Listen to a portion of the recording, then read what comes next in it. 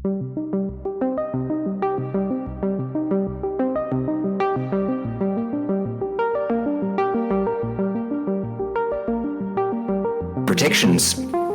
including in Xinjiang and in response to COVID-19. We've seen the termination of Hong Kong's one country, two systems approach with the arrest of lawyers, activists and others. Beijing tries to shut down any scrutiny by arguing all matters are China's internal affairs and off limits. Notwithstanding the need to ensure all countries, not just China, are held to account for human rights protections and violations, it can no longer be said that Beijing is only focused on domestic affairs. Beijing's policies such as the Belt and Road Initiative have extended China's influence in developing countries. We also need to continue being aware of the increasing reach of Chinese technologies and any risks posed to data security and reliability of our critical infrastructure. Simultaneously, we're seeing the biggest military build-up since World War II. So the issues are comprehensive, which is why it is such a pleasure to be co-hosting this event with Human Rights Watch. Strategic policy making must balance security and human rights. We need to avoid the need for security overriding our freedoms. Strategy should instead be a matter of what security is required to maintain our freedom. Strategy, which is why the partnership of ASPI and HRW is so important to assist public awareness, policy development, and decision-making. HRW keeps institutions, governments, businesses, and individuals accountable. There might not always be agreement on every issue, which is a good thing, as the contest of ideas leads to tough questions being asked and better outcomes. But the objectives are shared. Transparency on actions that impact societies and individuals. With that, it is my pleasure to invite Yaqiu to speak. Following her remarks, we will have a panel session, with Yaqiu being joined by HRW Chief Communications Officer Mei Fong, along with ASPI analysts Daria, Impiombato and Zhang. That'll be followed by time for questions from the audience. But first, Yaqiu, Senior Researcher on China at Human Rights Watch, working on issues including internet censorship, freedom of expression, protection of civil society and human rights defenders, and women's rights. Prior to joining Human Rights Watch, Yaqiu worked for the Community to Protect Journalists. She was born and grew up in China and has an MA degree in International Affairs from George Washington University. Yaqiu, thanks very much for being with us today.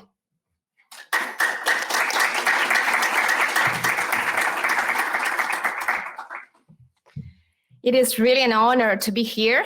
It's my first time in Australia. I came here primarily to see the koalas, but it has been proven to be a disappointment. I went to see them in the zoo in Sydney. They were all asleep. I was like, come on, guys. It took me 2 days to come here to see you. Wake up. Koalas, disappointment set aside. I mean, it's great to visit ASPI, whose work I greatly admire, whose work I often cite in my own work. So we cite your work, please cite us. It's called a quid pro quo. Right now, we're in the middle of a critically important time in this region as we see the growing struggle of ideals between autocracy and democracy. Let's think back where we were 10 years ago, even as we pessimists in HRW would not have predicted the scale of the horrific crimes against humanity that are happening in Xinjiang right now, or how seriously the Chinese government was able to undermine the UN human rights system, or how much Beijing was able to make trillion-dollar, billion-dollar multinational corporations to toe the party line, or how quickly the people of Hong Kong came under the rule of Beijing and have their basic rights disappeared overnight. Currently, as population aging became a serious problem in China, the government has promulgated policies and propaganda that push women to stay at home and have more children. Given the Chinese government's history of brutally controlling women's reproductive rights through the one-child policy for 30 years, what could happen next to women when the government wants more babies? If we fail to respond to the myriad human rights issues adequately now, How will things look like in the next 10 years?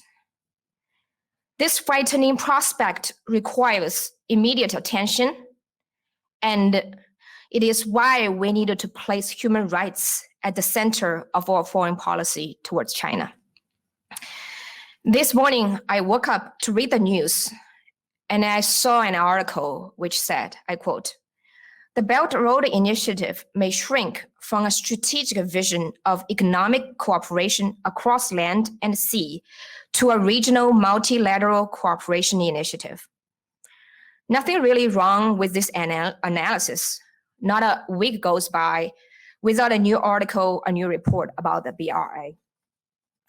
Today, an increasing number of articles note that the BRI is staggering and stalling as China's economy shrinks. What I found is often missing in the discussions surrounding the BRI is the concerns for real human beings. After all, the $1 trillion BRI affects the lives of billions of people across the globe.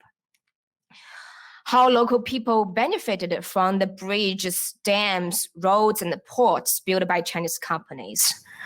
How about the workers who built the roads and the ports and bridges? And how about the people who had to resettle because, the roads and the ports built at the land of their homes? HLW has tried to fill the gap. We documented the human rights impact of the Soapy Dam, which is a hydroelectric dam in Guinea, financed and constructed by Chinese state-owned bank and a company as part of the BRI project. Our over 90 interviews with affected communities showed that local farmers were forced off their ancestral homes and farmlands, and they struggled to feed their families, restore their livelihoods, and live with dignity. The Guinean authorities and Chinese company officials also failed to properly consult with affected communities before the project started and largely ignored their concerns. So the dam devastated already impoverished communities. And as a farmer affected by the project told HLW, "We used to eat 3 meals a day, but now we sometimes have to make do with 2 or 1. In 2021, Human Rights Watch documented a similar impact on local communities in Cambodia, caused also by a Chinese-built dam. When I visited the affected communities in 2019, I saw extreme poverty, but also dignity and pride. A villager told me, "I don't want compensation, and I cannot leave my village and my ancestors' graves." They said, "If I didn't do the survey that day, they would not do anything for me in the future. I was threatened, but I knew if I placed my thumbprint on the survey document, I would lose my rights. So I will not move."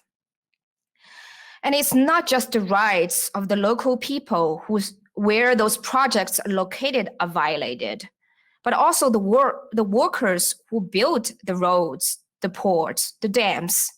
Many of them are brought from China.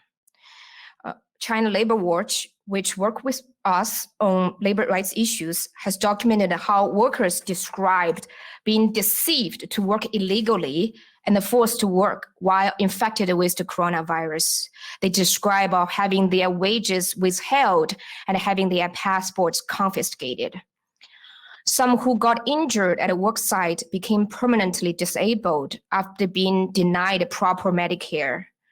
And those who dared to protest poor conditions were detained and beaten up by company security. Many workers are after suffering so much in a country they don't know anyone, in a country they don't speak the local language, they don't know the local culture.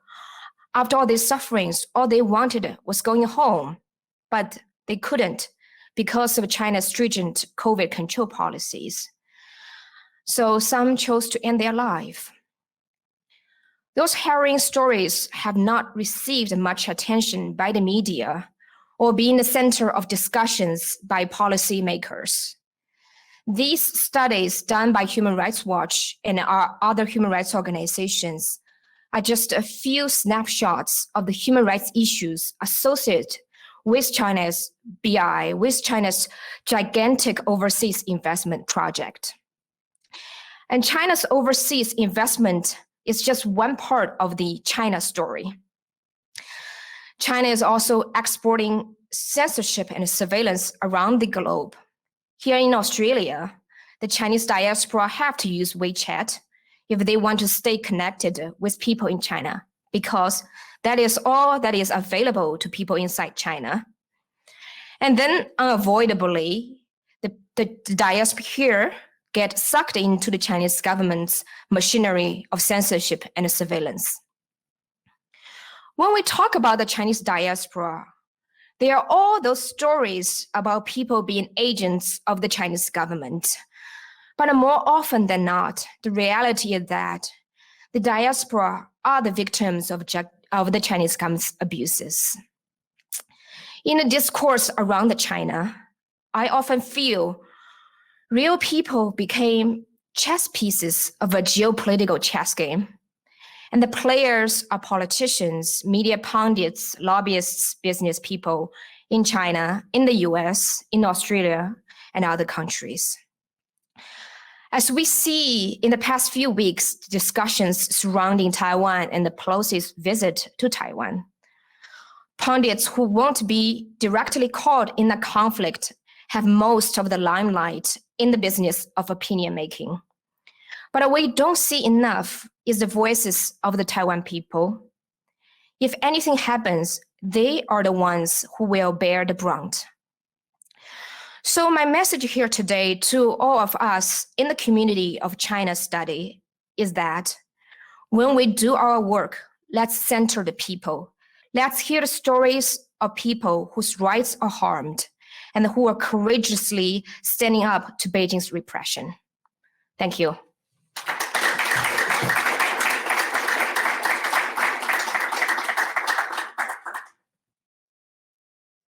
Thank you very much for those remarks. I think everyone here would be very interested in them and what you've seen in relation to your assessment of the use of BRI abroad and the use of Chinese technologies abroad. In terms of, if I turn to you, I'll turn to you first, but if I can quickly introduce who we've got here on stage to make sure everybody knows who's here. Mei Fong, Chief Communications Officer, Human Rights Watch. Mei leads the organization's media work, supervising a 50-strong global team spanning communications, digital multimedia and campaigns work. Mei was previously Director of Communications and Strategy at the Center for Public Integrity, and prior to that was a Wall Street Journal correspondent, winning a shared Pulitzer for her coverage on China, amongst many other things. Daria Impiombato, an analyst here at ASPI. Her research interests include human rights and technology, grassroots movements and activism in authoritarian regimes, Chinese public and foreign policy and the role of communications and new media in international politics.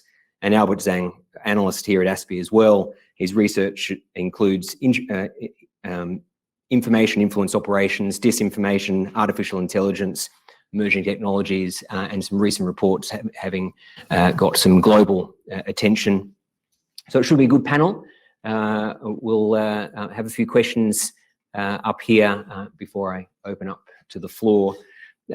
Yaqiu, quickly to you, following on from your remarks, do you see that there are any domestic pressures within China for the Chinese government to change in any way, or is there complete freedom for the Chinese government to do as they please around control and censorship? Well, I mean, it's a good question because to what extent do we know how people think about the Chinese government because of this, the censorship. But I do think there's a big shift since the terrible COVID control policies, especially in Shanghai, because I mean, there are the people who speak against the government, the human rights lawyers, the journalists, the writers who are terribly, suppressed, terribly punished because of their criticism of the government. But a lot of people, the middle class people, in the past, they felt, okay, the government was able to build the high-speed railways, the skyscrapers. We benefited economically from the government's policies. We are middle-class people. As long as we, shut up about the human rights issues, our lives are fine. But I think that, what happened in Shanghai, these 3 months of crazily, control over them because of the Omicron, which was very infectious, but it wasn't that, serious. And people realize, I had my good life in China. I had my car. I had my expensive apartment in Hong Kong, in Shanghai. But now, the Chinese government just imposed this arbitrary policy and made my life hell. When human rights is important, the freedom of expression is important, democracy is important. In other countries, people can protest against COVID policies. People can say, can become part of decision making in terms of how much control they want over themselves because of the virus. So I do feel there's a big shift, and people, feel, we want our rights. Mei, Yaqiu talks about policies, arbitrary policies that impact on human rights. You've authored the book One Child, the story of China's most radical experiment. I encourage everyone to read it.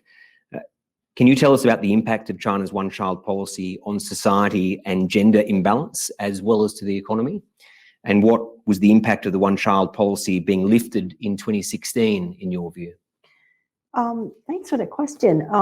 The one-child policy has, so to speak, ended in respect that now it's moved to a 2-child and a 3-child, but the effects are long-standing, and and some of them are just beginning to be felt in a sense. So, in a shorthand, it's created a population that, as I like to say, is too old, too male, and too few. And the implications, what does it mean? So, too old. Well, China has a ratio of the highest aging population in the world, right? So by 2050, every third or fourth person in China is going to be a retiree. Now, that is not necessarily a function and a factor of the one-child policy alone. It is a function of, but what's the problem with that is that it will reduce the ratio of working adults to retirees.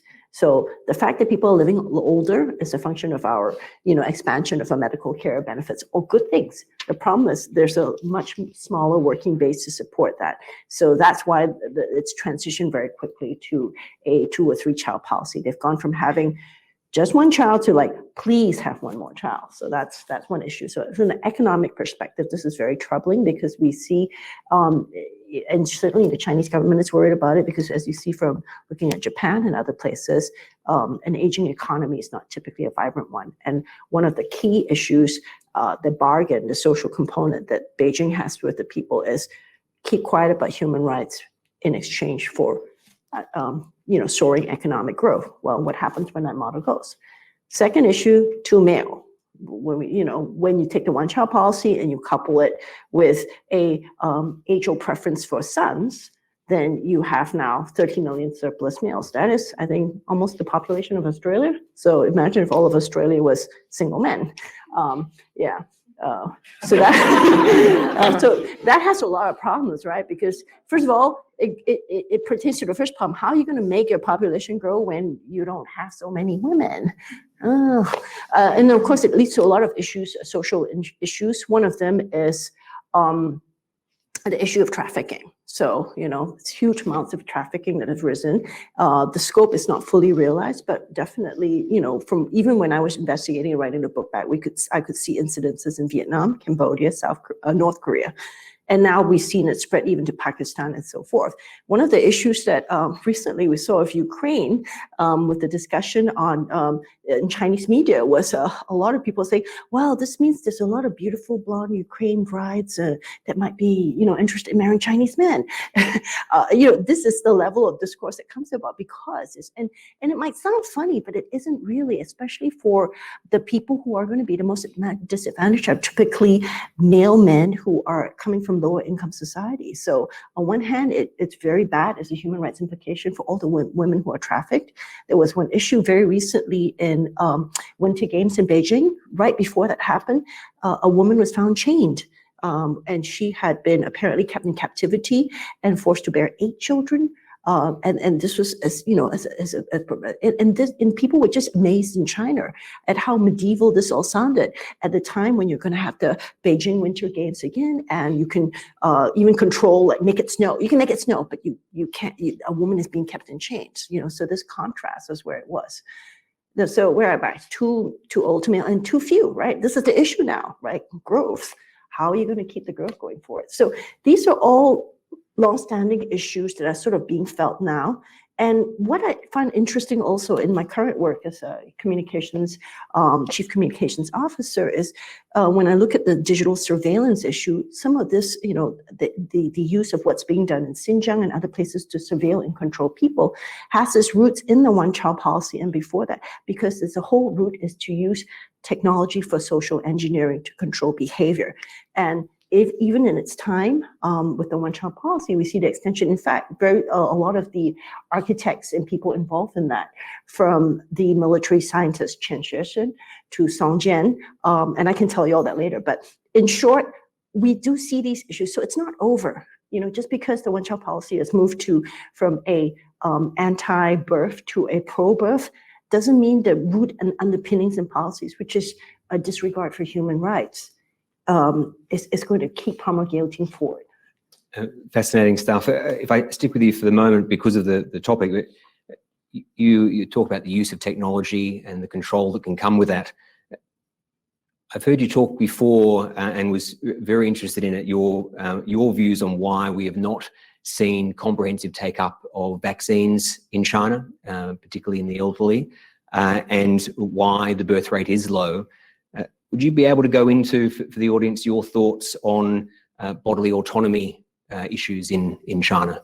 Sure. I mean, when I started writing the book and investigating, I looked at a series of questions, right? And so, for example, what does it mean when you have a nation full of men versus women? Well, in other countries and populations, you see where there's typically a huge male imbalance. There's usually a lot of unrest and, prison populations or the Arab Spring. These are all the issues. But then you look at China and you don't at least see that when one element is the social control, right? It's very tight here that you're surveilled to a huge area. So some of these are theories that may not necessarily revolve up. So there was a popular theory, I think at least that was promulgated in the security committee, that over male China is a more warlike China, a more militaristic China. Now, I think there are many reasons why China might be more militaristic. Perhaps the gender issue is not necessarily the one. But what does this mean necessarily in terms of the body autonomy? Because I think here's the issue. We can't impute a lot about what Chinese people think and feel because they don't have the normal voting mechanisms and all. So a lot what we do is Chinese netizens and so forth. I can tell you that I do think that the issues where people can vote is with their bodies. So as far as women are concerned, with this whole push towards pro-natal policies, women are voting with their wombs and they are saying, no, we are not having more children because the government tells us to. And where we also see that with vaccines and the take-up is with, I think, the very low rate of vaccine take-ups among the Chinese elderly population, which is quite startling, given all the tight, rigid control. So there is one area where people can say no, and have been saying no, and that's with their bodies. Thank you, Mei. It is very interesting. Daria, you've worked extensively on ASPI's Xinjiang data project. Perhaps if you could provide an overview of your analysis of the treatment of Uyghurs and other ethnic groups. Yeah, so I think, within this context of the One China policy and women's rights, it's also important to look at how other groups, non-Han groups, are treated in China. Obviously, as always with human rights, there are different, I guess, identities at play in the single person. That, you know, they can be Chinese citizens, but then if they are part of the Uyghur ethnic group and they live in Xinjiang, they definitely would have, you know, different issues with the government. I'll give just a sort of a brief background of what has happened and what is happening in Xinjiang. Try not to get bogged down into that too much. But there have been several crackdowns by the CCP, the Chinese Party state in Xinjiang, to crack down mainly on Muslim ethnic groups in the region. The CCP's narrative on those crackdowns is very much framed around counterterrorism, because sort of ethnic clashes in the region have happened for a very, very long time, being Xinjiang having been, you know, effectively colonized. And so all that unrest and those sort of protests have been framed as terrorist attacks. And progressively, the CCP has, you know, imposed more and more penetrative surveillance state in the region, and has arbitrarily detained hundreds of thousands of people.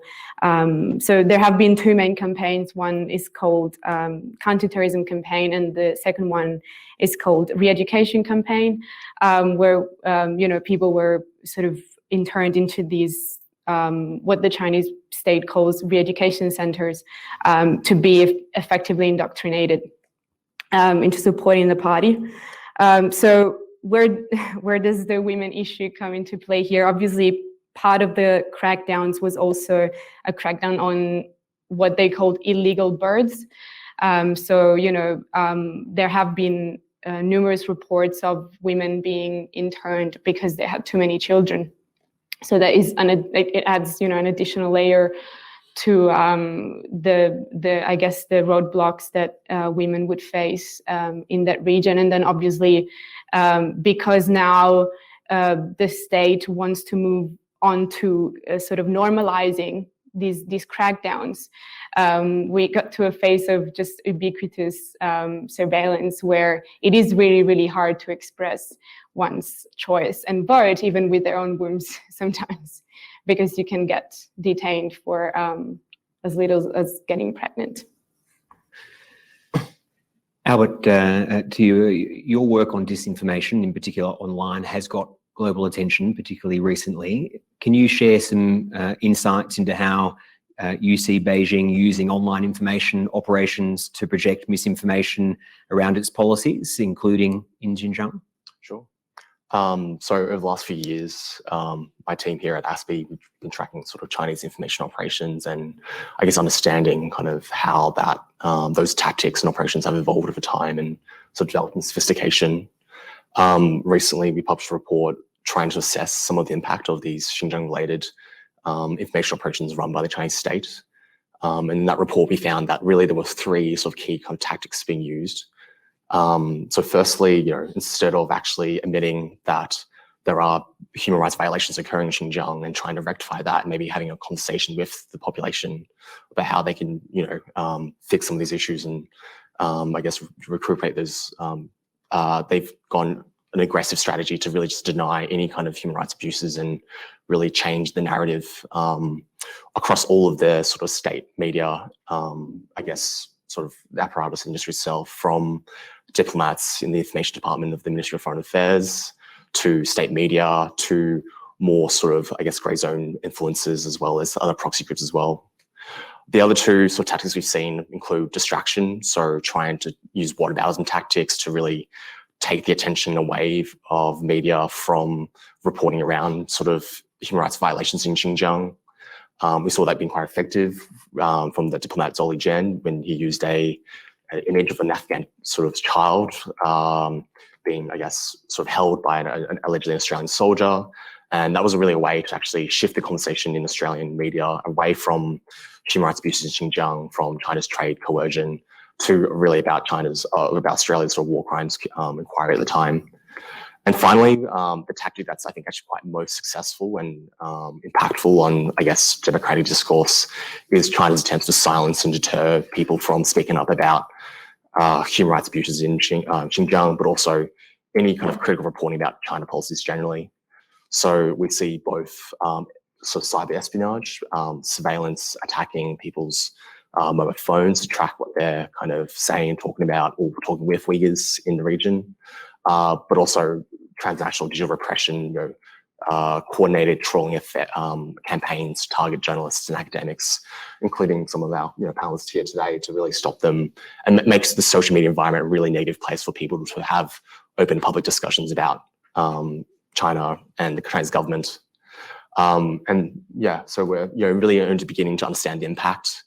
When it comes to issues about silence, it's really difficult to measure it sometimes because you're trying to anticipate what would have happened if these coercive attempts weren't occurring. So I guess future ASPI research will be looking into more of that issue. Thanks, Albert. You mentioned your recent report with Danielle Cave that assessed the activity of inauthentic Twitter accounts in information operations targeting, in particular, women of Asian descent. As you said, one of our panelists in particular has been impacted by that. The report found that it was an iteration of the pro-CCP spamouflage network. Can you explain the network and its tactics, and in particular, its targeting of women outside of China? Mm-hmm. So in 2019, Twitter, I guess, announced a data set of accounts and tweets that they believe were being run or controlled by an entity involved in the Chinese government.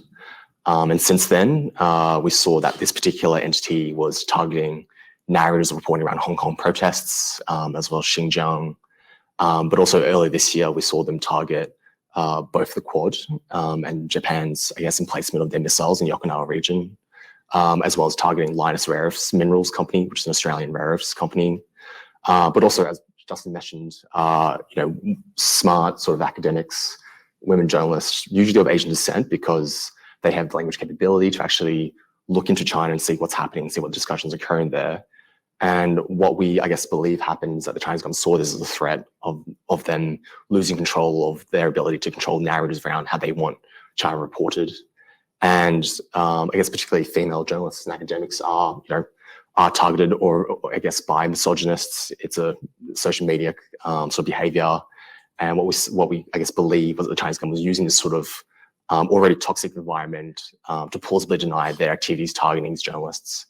So a common critique I get is that, journalists should be held accountable and we should be critical of those working in this area. But I think this is a very different kind of scenario where you have a state's resources brigading, trolling journalists, and this is not just an organic conversation, a democratic debate. Thanks, Albert. May, you were one of the people targeted in the campaign that Albert has just spoken about. Can I ask you to talk about your experience? How did you know that it was an information operation? And what can you do when you're being targeted in campaigns like this? Sure. I mean, I feel like I'm not one of the most egregious targets of, but I feel like I have to say something on this on behalf of many of those women, because soon after the ASPI report was published, media people reached out to me to write a piece about it. And I said, I'm not the worst of this. There are many other ones who are on the forefront, because I'm not a practicing journalist anymore, so I don't get quite as vicious as attacks. But all the people who were targeted and were reached out to, many of them declined to comment, because the sad fact is the more you say about this, the more abuse you invite. So I felt compelled to at least say something on my part, because I guess in a relative position of privilege, because I'm not on the front lines anymore. And I also think I have a unique perspective because I'm a communications professional now. So I can sort of see, on one side of my job, I talk about things on Twitter, social media, as somebody who has some expertise and specialty, but also the other part of my job is encouraging people to use social media. I have to use social media for the advanced human rights watches, goals and agendas and messaging. And so there's no choice of, opting to stand apart. I also have to look at it as, how can I protect our people and the community as a whole. And so the issue here is, so how, number one, how do you notice when, there's, so first of all, social media, quite a lot of dumpster fire, right? It's quite a lot of horrible comments ago. So how do you identify when the patterns are more than that, more than just random misogynist? One, you notice, certain posts you put, let's say anything on Hong Kong or Xinjiang, almost immediately you will see like 3 or 4 or 5 or 6 or 10 or however many that come right away at a certain time, and they all have certain similarities in the kind of language. A lot of them will attack your ethnicity as a Chinese, because there's certain like, you should be loyal to China as an ethnic Chinese. So you are a running dog, so there's a very similarity of message that occur at a very same period of time. So that's one.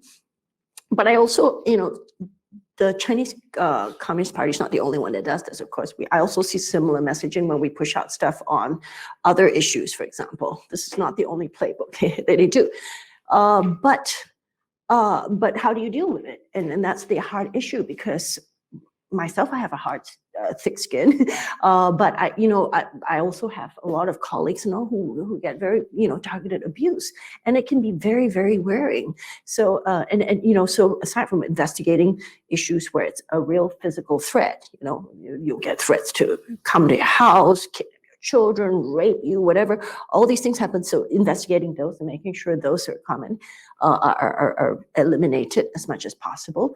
And two, I think taking a proactive view of making, encouraging active, positive behavior on social media, because it's very easy if you've been down there for a while too, to sort of lean into the negativity, right? To spend all your time cleverly poking holes at things and saying, well, this was bad, that sucked, you don't know what you're talking about.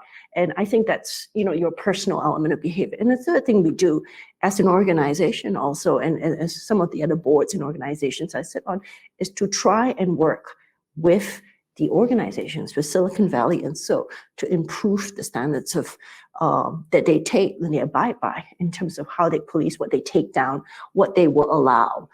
And that's like a 3-pronged approach. And I and multiple people are involved in this. So it's a collective effort. Do I tell you not to be on social media? Maybe not, if that's not what you can handle, because it is painful, it is bruising. But for a lot of us, it is a necessity, and it's also important to push and promote the positive work that it can be done. Thanks, Mei. And the point there about needing to be a collective effort is vital. I'm conscious that I do want to give the audience an opportunity to ask a couple of questions, but Yaqiu, I might turn back to you and turn the conversation to how we can respond to some of the issues we've discussed.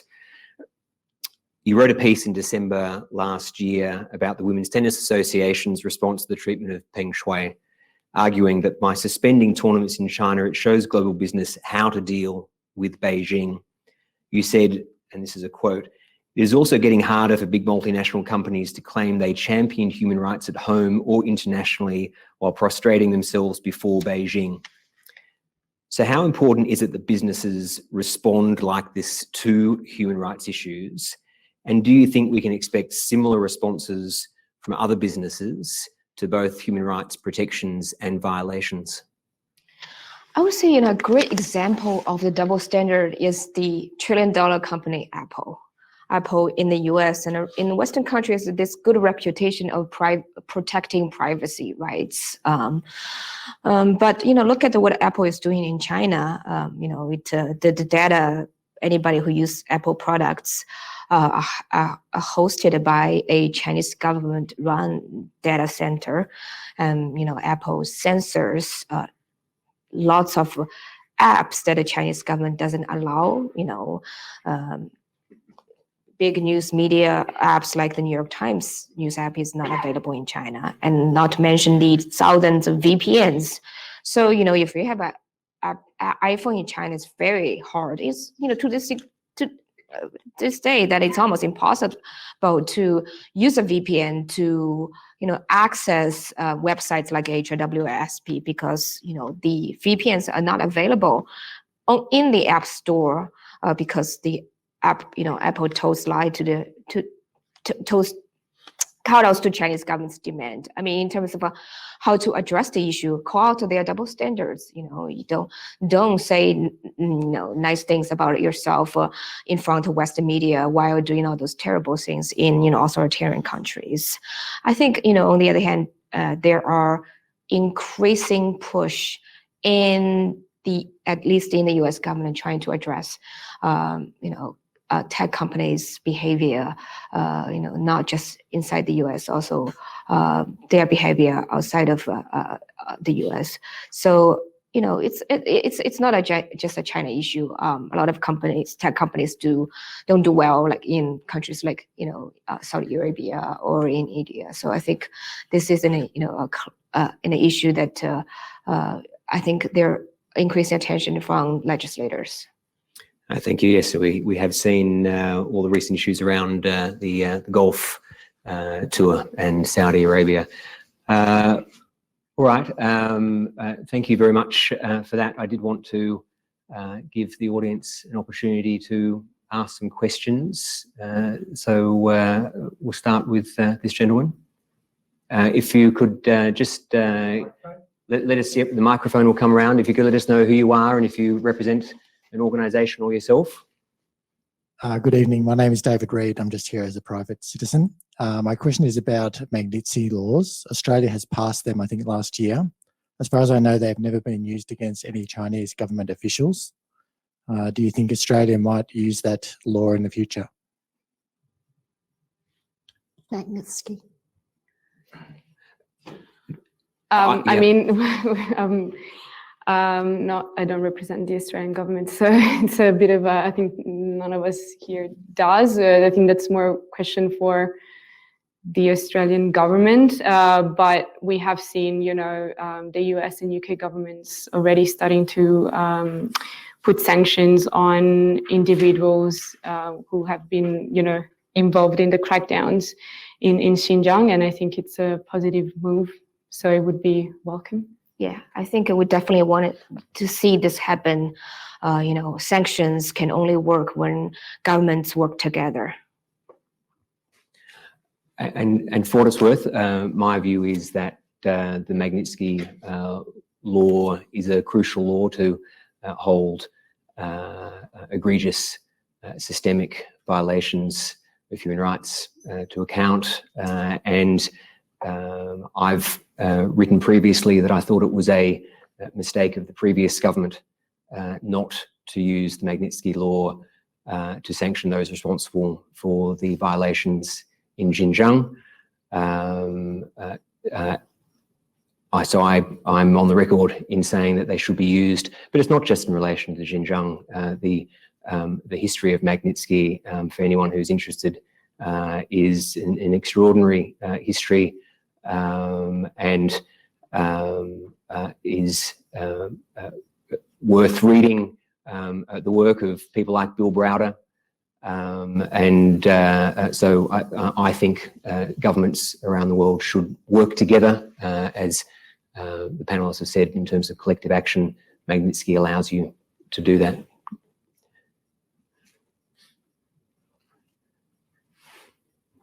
Jack, please. Hey, Yaqiu. I just want to refer to your statement on Twitter on the 27th of January. Human rights in China is already so bad that it warrants our uttermost outrage over the CCP anyway. There is really no need to exaggerate. Inaccuracy ultimately damages the cause. Now, I just want to say I agree with that. I agree that we shouldn't exaggerate, and I agree that we shouldn't damage the human rights cause through inaccuracy. Now, as a private citizen, I've done a legal analysis, an objective legal analysis of the ASPI Uyghurs for Sales report. Measured against law and evidence, I've found all sorts of horrible problems with it. There's falsehoods, there's exaggerations, there's misrepresentations. But the most controversial one, the most stark one, is this high school is represented as a concentration camp in Xinjiang, siphoning off forced Uyghur labor. I've got photos of girls, of graduates, who are clearly going off to work as consensual workers. Now, you are sitting right next to the man who can change the report and make one part of it accurate, to remove that high school and stop pretending that it is a concentration camp in Xinjiang. What are you going to do about it? Sorry, before I do that, as per the agreements, would you mind identifying yourself? I said Jack Jane. Oh, sorry, didn't hear that. Thank you. Thank you. Well, I think, you can disagree with SP report, you can disagree with human rights reports, but they're the victims who are speaking up, I'm speaking of victims too. Consensual workers have the Jack, right to work. Yaqiu gave you the courtesy of listening to your entire question. Let's allow her to respond. It's the people who fled the camps who are speaking up. It's the people whose father and mother who are in the camp speaking up. It's the people whose cousins, sisters, brothers, they haven't heard for 5 years speaking up. It's the parents whose children in those boarding schools they haven't seen for 5 years, have no idea where they are speaking up. People are identify their children in propaganda videos. I asked you a question about this report. Why don't you answer the question? Jack, allow Yaqiu to finish her. No, I don't want to hear your answer if you're not going to actually answer my question. I'm not giving Well, then you we'll, another platform. as the moderator, I'll move on. But I will say that what you said at the beginning is important, that everyone needs to be held accountable, and ASPI needs to be held accountable as well. So whether it be citizens like you, Jack, or others, very, very happy to take concerns, areas of disagreement and difference. We need to be held accountable just as we hold governments and businesses to account as well. I've got a question online from Georgia. Is the extreme patriotism that is encouraged by the Chinese Communist Party's propaganda having an adverse impact only on women, or is the extreme patriotism equal across both genders? I'm happy to start off, but surely you would want to add something to that. I think there has been a comeback of, sort of more ancient Confucian values within China. That's part of the nationalist push that puts women back into a sort of, family-centric role. And so I wouldn't say it's necessarily worse for women, but it does have different gender connotations. And it is true that, now women are being asked to bear more children for the motherland, for the economic development of the nation, but that they at the same time have to also keep working and keep looking after their families and their elders. So there are, I think, increasing pressures on women that are different to those that are put on men. Yeah, when I was researching my book on the one-child policy, I did write about the rise of these Confucius Centers, and they're different from the Confucian Institute that we see overseas. And these were sort of local state-sponsored courses that are given to people to sort of encourage you to better yourself and so on. And quite a lot of them would advocate issues like, say, on domestic violence. If your husband argues or beats you, don't fight back, or that a woman should be subservient to the husband, things like that. And they used to hold these courses quite. There was one I remember in Shenzhen, particularly for office for factory workers, that was eventually shut down because they were putting that for such egregious messaging. But this is, I think, part and parcel of some sort of forms of social control to encourage family building, right? In the traditional sense, which is the male, female, so forth, and discourage other forms. Yeah, but as we see, divorce levels are rising, so that is also part of this attempt to sort of tamp down that. I think with, if I can add, just sort of on gender expression as well, that if men don't conform to also a specific ideal of masculinity, they're also being increasingly censored. There is a push online to curb what they're calling sissy men, or just, men that just simply look more feminine. And that is sort of, between the lines, you can read very homophobic tendencies, and the clamp down on, the LGBT community and LGBT civil society groups is also becoming more apparent. So I think that's important to highlight.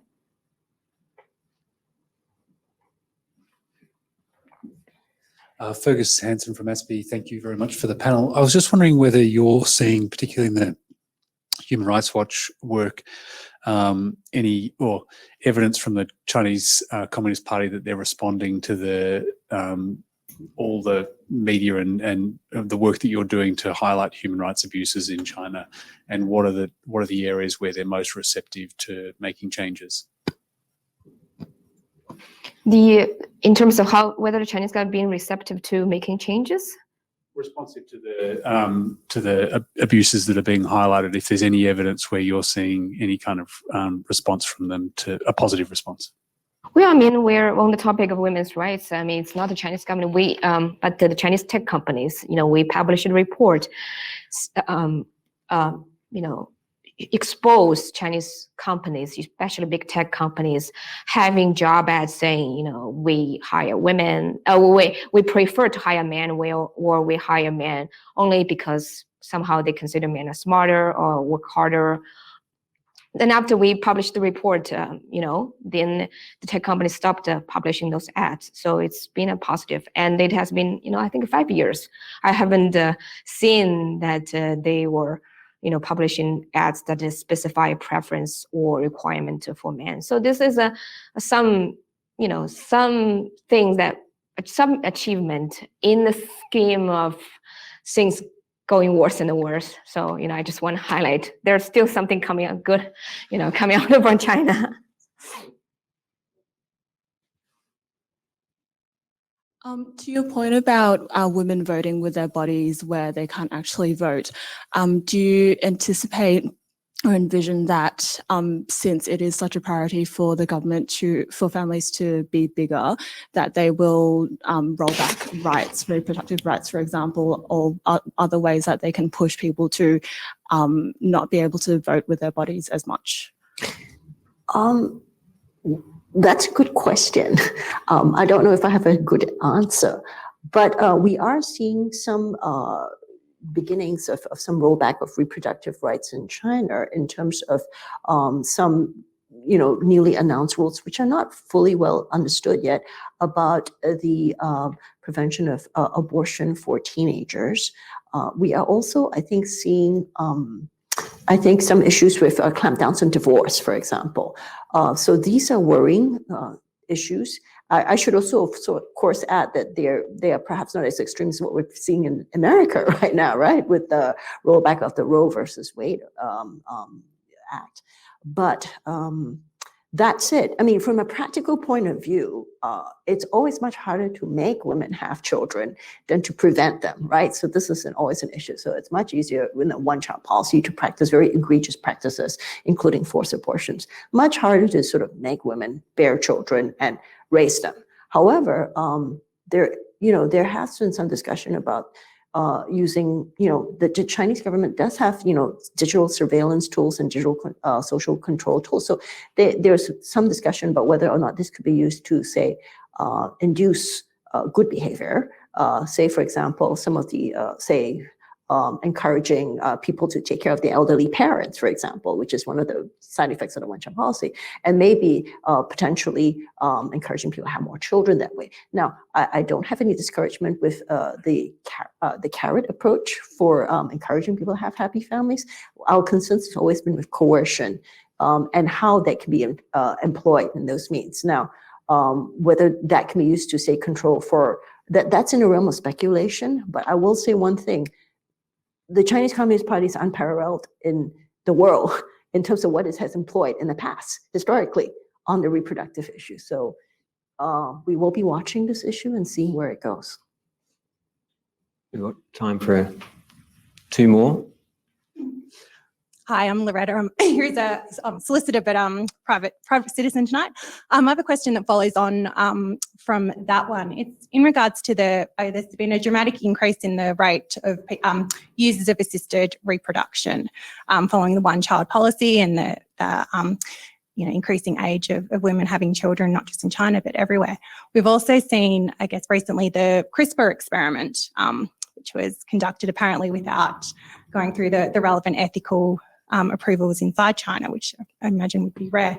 Have you seen, I guess, an increase in risky assisted reproductive practices in particular? Or Thanks for the question. And so when CRISPR came out, I remember writing a piece about it and sort of saying that of all the places that I knew that this might happen, I sort of figured China would be. And the reason why is because even in the period before they switched to a 2 or 3 child policy, there was quite a lot of people going and using IVF and reproductive technology in China to have multiples.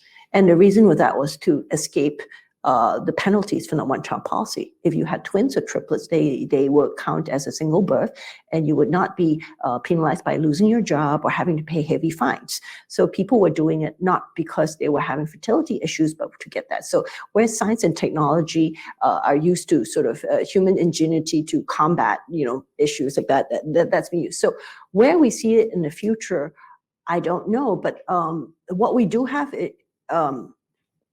I think a consensus with is the regulation around some of these issues that we don't know what will happen. And I have seen a lot of Chinese couples come to, say, the US, for example, and use for reproductive technologies.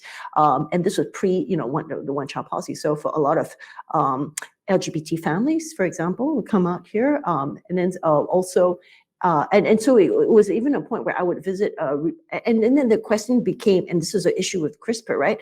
When you have a population that is used to, has been made to sort of choose reproductive choice early. So you can only choose 1 child. Then most people choose boy. And then when we apply reproductive technologies, I was already starting to see, at least for the wealthier populations, they would start choosing for things, and I would hear this in reproductive clinics in China, in the US. They want boy, they want smarter genes, they want, there was a higher market for, say, the eggs of Chinese women of Chinese descent with high IQs. And for a certain population, a wealthy population for China, they can afford these things. So once you start creating that path down, and you also have a generation of people who are used to having to make choices on this issue, then it becomes an era of we don't know what will happen. So it's interesting to see where that will go. As with everything else, I think what we want to promote, at least from a human rights organization, is the rights of people to choose. And I'll say this, I'll finish this. I gave a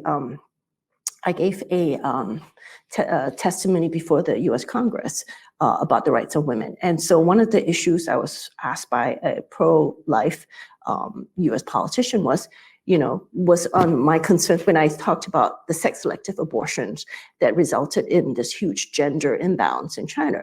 And so I was being pressed to say, well, wasn't that a human rights violation because of all these fetuses that were aborted, because of the policy?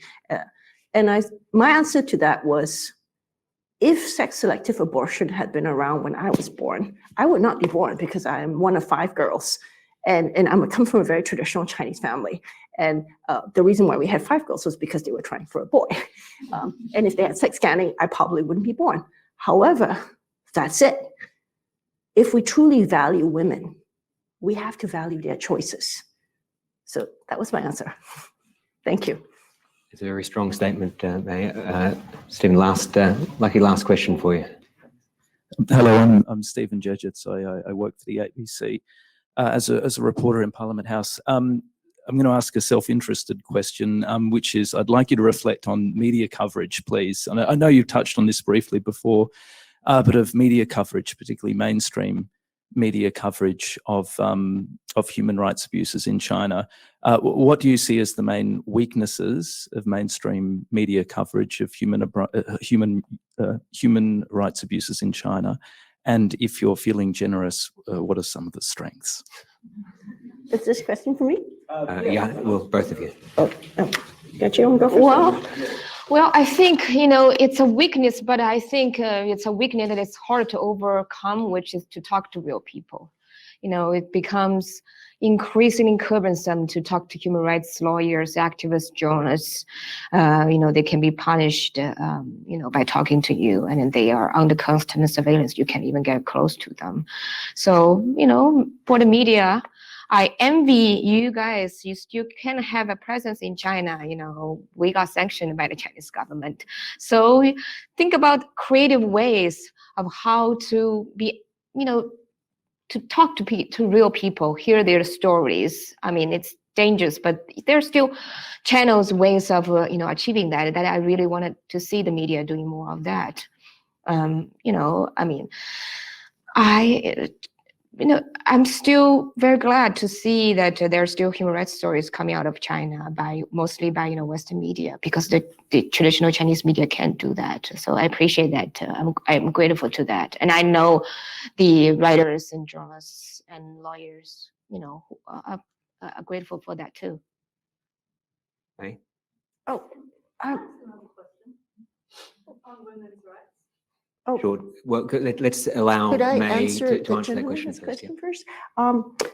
I came from what I call the golden age of reporting in China in the 2000s, when they were really opening up. And so I remember hosting this talk with all the foreign correspondents who had been expelled out of China. And, they asked, when would have been a great time to report in China? And they said the 2000s, because now they've been kicked out. And so one of the issues, the problems is access, right? When we're reporting from a distance, certainly from a foreign correspondent's point of view, then what we see is, it's a tendency to see, okay, the Chinese Communist Party does this and that. It's very hard to see the views of the Chinese people, and it's very hard to extrapolate from that and write the stories that have the nuance.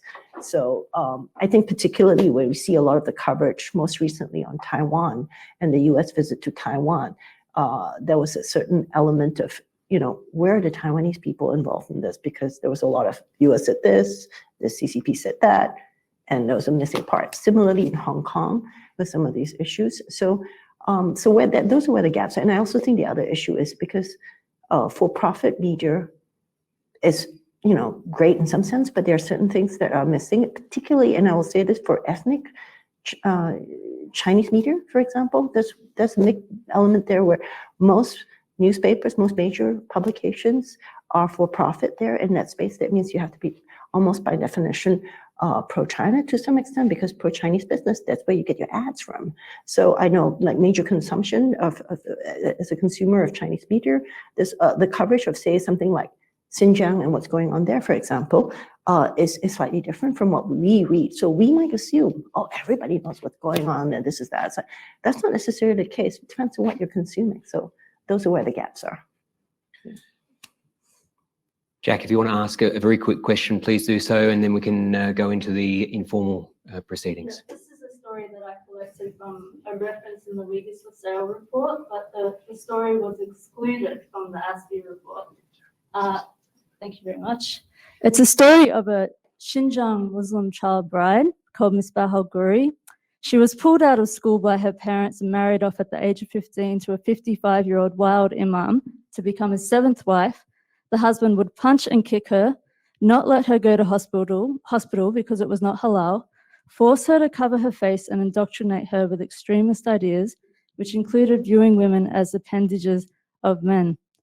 Whereas Human Rights Watch and whereas ASPI to protect this woman's human rights, social rights, economic rights, all of her rights. Where are you? I'm hearing silence. Can I just take that one, since I personally worked on that report? The thing with Xinjiang is that what that source is probably a government-backed state media outlet. And what they have been doing for decades now is just kind of hyping up these stories about Muslims in the region being backwards and mistreating women. And I'm not saying this is fake. Don't put words in my mouth, please. Jack, again, Daria gave you the very, very strong courtesy of allowing you to ask the question. I've actually extended time to allow you to ask the question. Allow her to answer. And we can talk about it offline as well. So it is difficult to verify. If you can verify that claim, I would be very happy to read it. But you know, it is not what we were reporting on at the time. Plus, it was not verifiable, so we did not include it in our report.